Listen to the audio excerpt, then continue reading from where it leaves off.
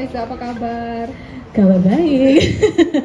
Itu pertanyaan pasti yang harus dijawab sama semua orang pokoknya gitu Pak. Kayak gitu Kak ya. Tapi nggak apa Kak, Faiza senang ada yang tanyain. Jadi kayak mana Kak, siap bahas tentang reksadana? Insya Allah ini bukan kita di posisi yang paham, tapi kita posisi pelaku dan juga cuma sekedar sharing informasi. Oke, jadi memang kita di sini fungsinya sharing-sharing untuk nambah pengetahuan ya teman-teman. Oke Kak, waktunya 5 menit untuk open mic-nya. Silahkan dimulai dari sekarang. Terima kasih Kak Yasmin, semangat. Iya, terima kasih Faiza. Assalamualaikum warahmatullahi wabarakatuh. Sore semuanya. Saya ucapkan dulu ya terima kasih kepada pertama Simpang 5 Grocery yang sudah memberikan tempat atau wadah bagi kita untuk berbicara di depan publik, dan juga terima kasih kepada teman-teman Berucap ID yang sudah mau datang untuk hari ini. Nah, hari ini saya mau bahas tentang alternatif investasi yaitu reksadana. Kalau saya tanya, ada nggak yang tahu tentang reksadana di sini? Nggak tahu, oke. Karena tadi bahasanya agak menyenangkan, ini agak mikir sedikit ya. Karena dalam kondisi sekarang kita harus banyak mikir ya, harus punya banyak strategi. Nah, reksadana itu sebenarnya adalah investasi di mana banyak orang yang banyak orang yang menaruh uangnya di sebuah wadah. Jadi rame-rame nih taruh uang. Wadahnya apa? Reksadana.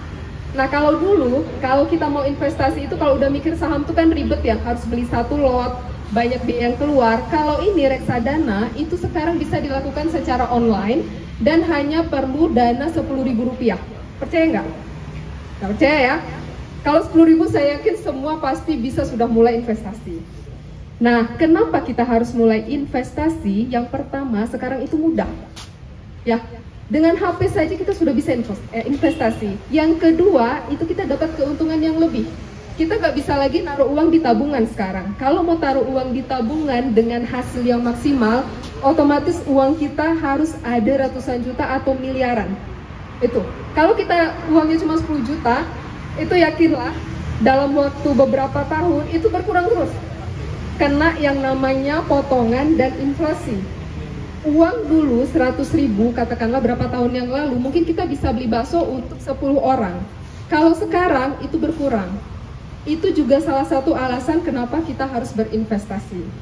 Nah, reksadana ini kalau menurut panduannya itu disesuaikan dengan kategori kita, diri kita. Kenapa? Karena tidak semua orang suka mengambil resiko atau tidak semua orang suka menghindari resiko. Jadi tahu dulu diri kita, kita ini tipe yang pengambil resiko atau tipe yang menghindari resiko. Kalau pembagian reksadananya, itu reksadana itu ada 5. Pertama, reksadana pasar uang. Ini dia kurang dari 1 tahun. Kemudian kita taruh uangnya tadi kayak saya bilang bisa dari 10.000. Kalau reksadana pasar uang ini, itu resikonya sangat rendah dan hasilnya juga rendah. Ingat tips investasi, jangan pernah menaruh uang di satu keranjang. Artinya kalau kalian punya uang, jangan taruh uang kalian di reksadana pasar uang semua, dibagi-bagi. Tapi lebih banyak sesuai dengan profil resiko kita. Itu ya. Nah, kemudian ada yang namanya reksadana pendapatan tetap. Nah, ini imbal hasilnya juga rendah dan dia itu 1 tahun. Kemudian biasanya investasi di sini itu ditaruhkan di obligasi, di surat berjangka seperti itu. Kemudian ada yang namanya reksadana saham. Reksadana saham ini bagi kalian yang menyukai resiko tinggi, taruh uangnya di sini. Kenapa? Karena dia naiknya banyak, tapi turunnya juga banyak. Jadi jangan khawatir ketika kalian taruh uang 1 juta, itu bisa aja di dalam 2 hari nilainya turun. Jadi 700.000. Tapi kita nggak akan rugi kalau kita tidak cairkan. Jadi kita tunggu dia sampai kira-kira 1 atau 3 tahun baru kelihatan nanti hasilnya. Seperti itu. Nah, yang keempat ada yang namanya reksadana campuran. Ini campuran antara yang tinggi, reksadana yang resikonya tinggi dengan resiko yang rendah. Ya, kemudian ada juga lagi yang namanya reksadana indeks. Gimana caranya kalau kita mau mulai untuk melakukan investasi di reksadana? Saya yakin semua sudah punya HP. Coba buka OVO. Ada nggak yang nggak punya OVO hari ini? Ada. Nggak punya? Harus install sekarang. Ya. Di OVO itu ada bagiannya yang namanya invest, tapi memang jenis reksadananya itu terbatas. Coba lihat di situ. Itu bisa mulai dari 10.000, tinggal pilih saja, kemudian ada penjelasannya. Atau yang punya M-Banking Mandiri ada di sini? BSI, baik. Orang Aceh semua, baik. Nah, atau ada aplikasi yang cukup terkenal dan saya juga punya, ya mencoba lah ya, Bareksa. Ada yang tahu Bareksa di sini? Bareksa nggak ada yang tahu? Sudah bisa install, sudah bisa gabung ke Telegramnya, banyak informasi investasi di sana.